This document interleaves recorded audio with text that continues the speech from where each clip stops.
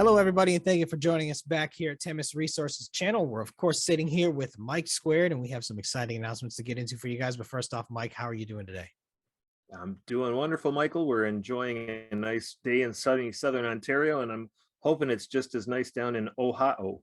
It's doing pretty well. It's nice out. It's starting to cool off a little bit in the evening. It's a great time to get out and make some fires, guys. Sit around the fire with your friends. But I digress. Diving in, Mike, tell us the exciting news. We've acquired by staking and acquisition of one claim, the Lac Brûlé titanium iron vanadium property, which is about 100 kilometers southwest of our La Blache property. But the big news in this acquisition, we got it real cheap and it's higher grade. It's 50% higher grade titanium than our existing project, which should do a lot of good things for our economics on the project.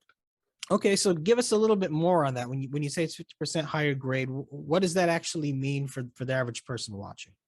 So if you take a little pipe and you're putting the same volume of rock through, but at the end you're getting 50% more finished product, and in our case, iron's also a problem, and we have reduced iron when your titanium goes up, the numbers should be substantially better. I mean, I'm really expecting a theoretical better than 50% increase in the value of finished product.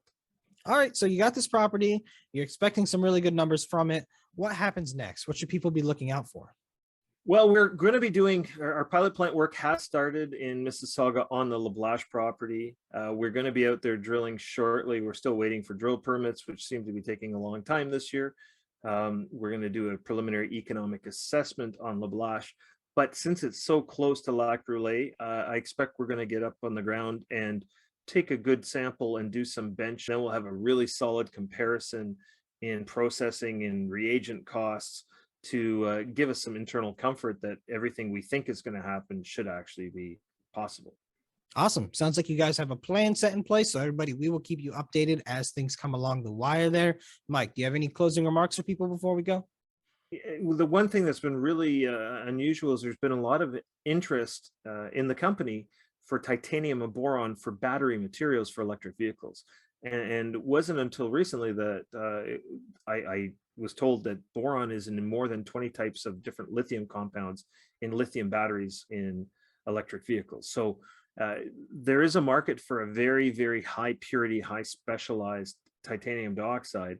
And it turns out we make one of those high purity products. So titanium dioxide is going to give us some battery material, but the boron in Serbia is probably even going to be a bigger driver into the electric vehicle space. So it's something we haven't really talked about yet. We're still putting the science behind that so we can explain it properly.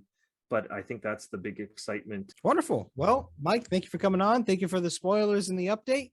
If anyone has any questions on anything, let us know. We'll happily dive into it for you guys. But for now, Mike, have a wonderful day. Thanks, Michael.